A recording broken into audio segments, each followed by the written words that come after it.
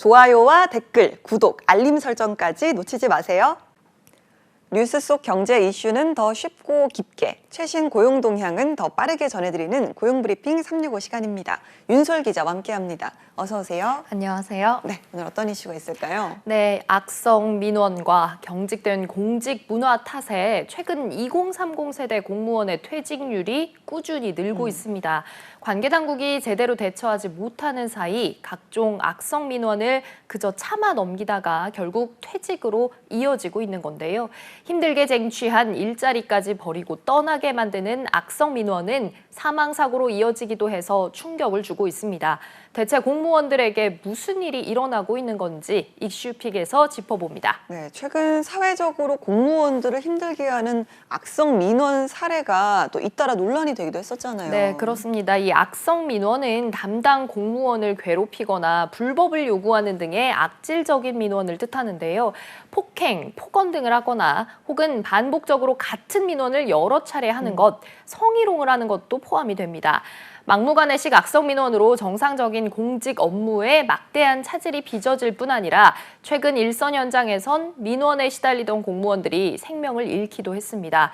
또 얼마 전 새내기 공무원을 무릎 꿇리고 가슴 부위를 발로 차는 등의 폭행과 폭언을 행사한 악성 민원인이 징역형을 선고받기도 했습니다. 네, 문제는 이런 악성 민원이 특이 사례가 아니라 이제는 보편적으로 많은 공무원들에게 일어나고 있다는 것 아니겠습니까? 네, 특히 코로나19 사태 이후 공무원들을 대상으로 한 악성 민원이 크게 늘고 있습니다.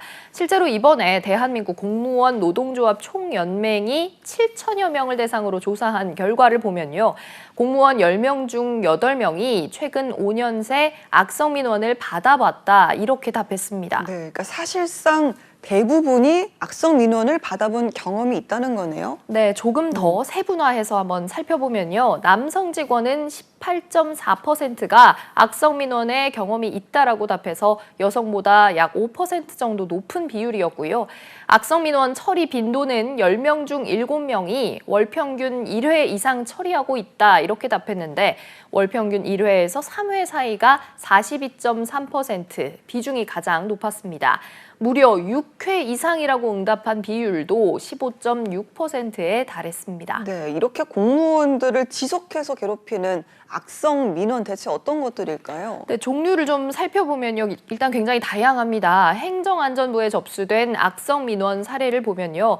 폭언과 욕설이 가장 많았고요. 협박, 폭행, 성희롱, 기물파손 이런 것들도 일상처럼 벌어지고 있었습니다. 심지어 이런 회칼, 도끼 같은 흉기를 휘두르고 엽총으로 위협하는 민원인도 있었을 정도라고 합니다. 행안부가 내놓은 악성 민원 건수만 봐도 지난 5년간 12만 건에 달했는데요. 지난해 악성 민원 건수는 직전 연도와 비교해서 소폭 줄었지만 이 코로나 영향도 있고요. 2018년에 비해 44% 이상 증가한 수치인 걸 확인할 수 있습니다. 이야, 뭐 도끼에 엽총에 네. 정말 악성 민원이 상상하는 것 이상으로 이렇게 좀 심한 유형들도 많았나 보네요. 그렇습니다. 공노총의 설문조사 결과를 좀 보면요. 제도적으로 불가능한 민원을 무리하게 요구하는 경우가 67%로 가장 많았고요. 다음으로는 적절한 응대에도 불구하고 지속적인 민원 제기가 뒤를 이었습니다. 또 업무상 불합리한 민원 요구 등도 못지않게 많았고요. 위협을 느낄 만한 협박을 당했다는 사람도 10명 중에 1명꼴로 있었습니다. 네, 이런 민원을 지속해서 받다 보면 후유증이 더 크지 않을까 걱정도 되네요. 그렇습니다. 이 10명 중 9명이 후유증을 호소했습니다. 신체적, 정신적인 후유증이 가장 컸고요. 문제는 이 퇴근을 해도 민원인을 응대할 때 힘들었던 감정이 남아서 괴롭다 이렇게 응답하는 사람도 68%나 됐습니다. 이렇게 스트레스에 결국 절반 이상은 신체 건강 악화로까지 이어졌다고 답을 했습니다. 또 정신과 치료를 받거나 약물을 복용했다고 답한 경우도 있었습니다. 이런 두려움은 또 직급이 낮을수록 더 높고 후유증이 많은 걸로 조사가 됐습니다.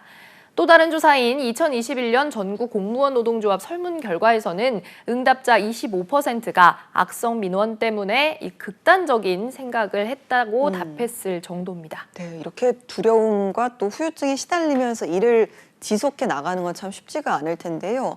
소속 기관 차원에서의 어떤 적절한 조치라든지 이런 것들은 중간에서 이뤄지고 있었을까요? 그게 참 느끼기에 잘 됐다면 좋았을 텐데 적절한 조치가 없었다라는 답변이 76%나 됐습니다. 적절한 대응이 이루어지고 있다 이렇게 응답한 경우는 4.1%에 그쳤습니다. 상사나 동료가 적절한 지원을 해주는지 묻는 질문에도 43.5%가 그렇지 않았다고 응답했습니다.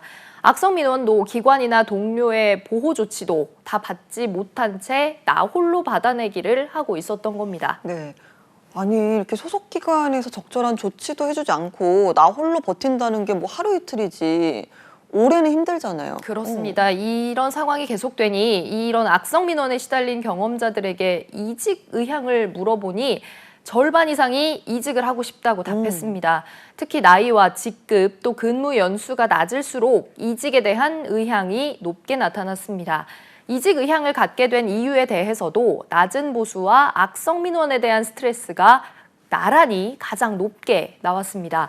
또 과다한 업무, 직무에 대한 실망감 등도 한몫하고 있었습니다. 네, 실제로 공직사회를 떠나는 저연차 공무원들도 계속해서 늘고 있죠. 네, 전국 공무원 노조에 따르면 임용된 지 5년 이내인 공무원 가운데 퇴직한 공무원은 5년 새 2.4배가 늘었습니다. 최근 5년 동안 퇴직한 공무원 가운데 65.5%가 이 재직 기간이 5년 미만이었던 셈입니다. 네, 그래서 이렇게 악성 민원에 시달리는 공무원을 위해서 뭐 노금기 지급, 또 출입 통제 같은 대책도 마련이 되지 않았습니까? 그렇습니다. 악성 민원인을 상대하던 세무서 직원이 쓰러져서 사망한 사건이 발생하자 국세청은 전국 133개 세무서에 노금기를 보급하기도 했었죠. 민원 공간과 업무 공간을 분리하는 출입 통제 시설도 확대하기로 했습니다. 근로감독 관련 민원이 많은 고용노동부는 중앙부처 중 처음으로 특별 민원 직원 보호반을 만들기도 했습니다.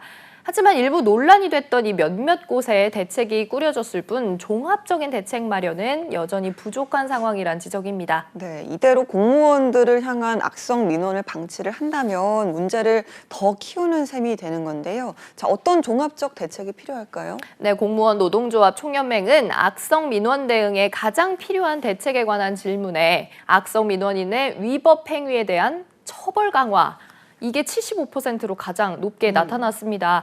또 소속기관이 중심이 돼서 고발 조치를 해야 한다는 응답도 74%로 나왔고요. 그만큼 이 고군분투하게 할 게 아니라 기관이 책임을 키우고 적극적인 대응을 해야 한다는 여론이 높은 겁니다. 또 무엇보다 근본적으로 악성 민원인의 특성에 따른 적절한 대응도 대응이지만 고질적인 악성 민원인에 대한 처벌 강화로 문제를 해결해야 한다는 목소리가 높습니다. 알겠습니다.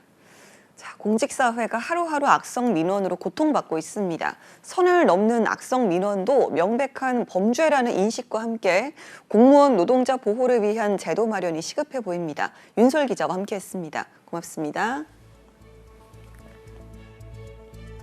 지금까지 고용브리핑 365였습니다.